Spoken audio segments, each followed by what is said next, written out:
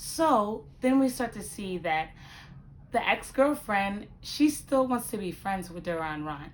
I don't call her anything but the ex-girlfriend because she is the goddess of ex-girlfriend. She swoops and saves the day, and you can tell she still wants to be with him. So I pretend to be selectively amnesia by her name because I feel she goes past the boundaries of being an ex-girlfriend. She is actually somebody that's just trying to be the savior to get back with her ex-boyfriend. So Qian Xi Xi has a thing.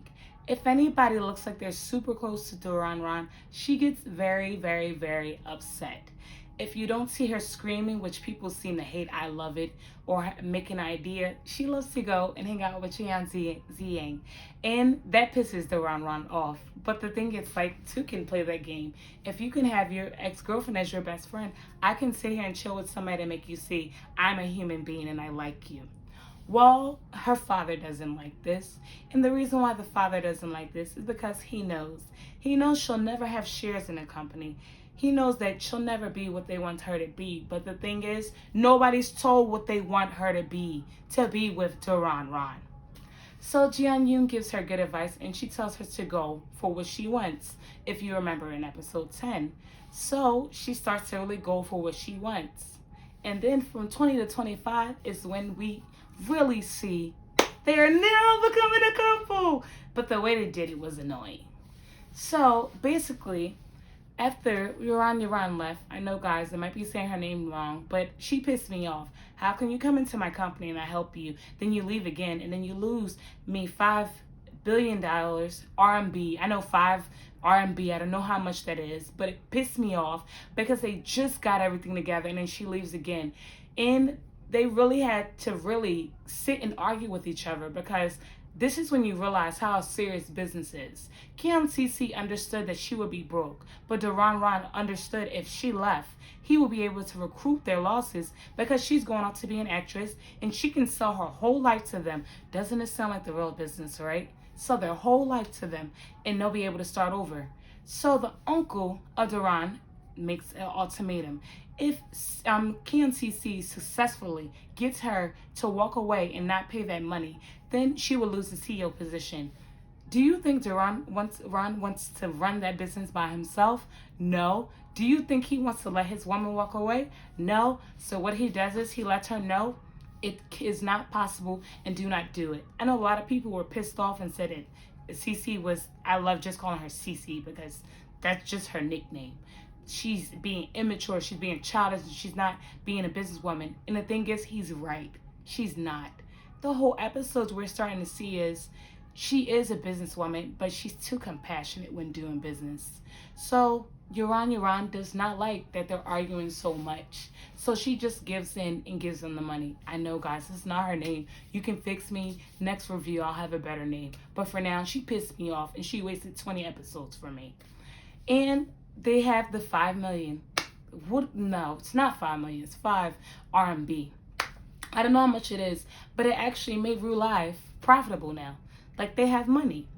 So they think it's all over and things are back to normal, but then they really start to see how much. CC does not know how to run a corporation. Duan Ran is really good at business, but he's always sabotaging it because he seems to have a lot of enemies.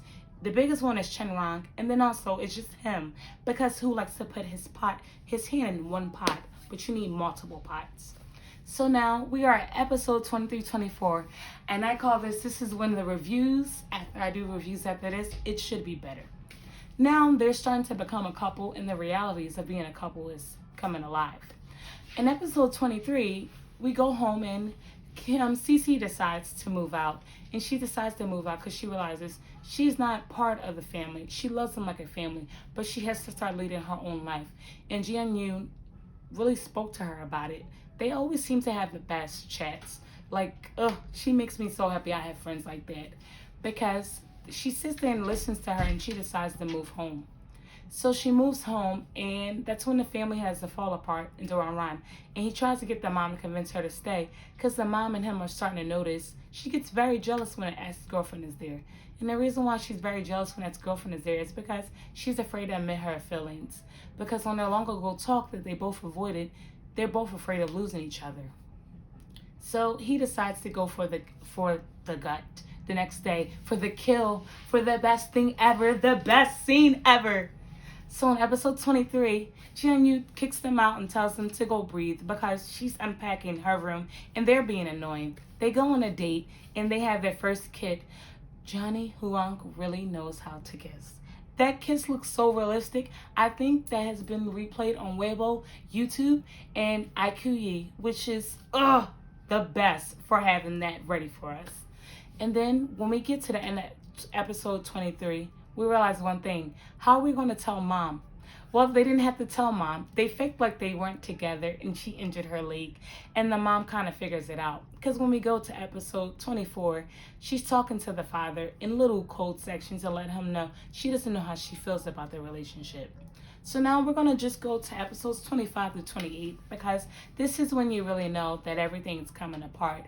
Well, somebody has a surprise for them. Perfect Blue is perfect. Perfect Blue is not. Mr. Mew, as we used to call him, that is the younger son of the businessman that started Perfect Blue, is horrible. He just wants to make money. He made a deal with Qian Rong for Cloud Live and backdoored Ru Live, and we think it's going to be simple. It isn't, because somebody says that the hormones in their chemicals made her sick. So they basically have all these sponsorships coming in. Everything is ripped from underneath them. And this girl is growing a beard on her face. And two of Ru Live's lovely employees, I'm calling them that. If you remember their names for me, tell me. Because they drive me crazy half the times, things they do. And they basically scold this girl so much, she's going to curse them out. And she does. And she goes on Weibo and she embarrasses the whole company. So now we have our beautiful dating life marred by this scandal. And Cece realizes, I'm just going to resign and quit this because I feel like I'm worthless and I need to find myself. And Duan Ran is supporting and he's staying over her place past 12 midnight. And the dad and the mom are wondering, why are you staying at her place this late? And it's because they're dating and the mom knows. And she says, why is she hiding this from me? Did you see how I effortlessly switch from business to their relationship? Because that's how they do it. It's business, then it's relationship. They're a partnership, a real partnership. Everybody else knows it, but they don't know it. So the mom seems upset, but the reason why the mom is upset has not been explained to us yet. So now when we get to 27 and 28, Cece is trying to fix this scandal, and she does fix the scandal. And we come to find out that the guy that the girl was in love with was just a douche. And she tells her, you have to value yourself more than you value the person that you love. It's so ironic because she does not value herself like the advice she gives to other people. People give her she gives better advice to people than she takes it for herself. And Duan Ran is not nice to the girl at all because he has to actually run the company by himself. Running a company is not easy, especially when you have spies like Cola, if you all remember, who is continuously destroying a company. But Jian Yu and Ran Ran have an idea, and that idea brings everybody out, and she decides to leave because of her guilty conscience, because she says she wants to be more than Yuran's shadow. She was never her shadow in the first place. She just could not accept that. So we are getting to the moment where we start to realize, where is this drama going next? Cece quits, and she starts to work at Pineapple Express as, I don't know, sales associate / model. Then we get Ran Ran is working with Jian Yun to bring Cece back, and he asks her, are you going to come back? She says she doesn't know. Jian Yun, we start to see is just as cutthroat as her best friend and very smart. Now, everything else, we'll see what happens next. Tell me if you have any comments, any thoughts, if you want me to elaborate more. If you want a more detailed review, let me know. But everybody should go watch something like this. No, something just like this. Youth Genesis. We Are Young. It has so many names. Because it's a breath of fresh air. It's an entrepreneurial drama. And the one thing I love is it's a partnership. You can love somebody even if you're not related. You can love somebody if you're not related. But the biggest thing of all is learning who you are as an adult when you are going into the business world. And also it's a breath of fresh air to see a male and a female lead that support each other so much, like family, like loved ones, and are building something new. See you next time.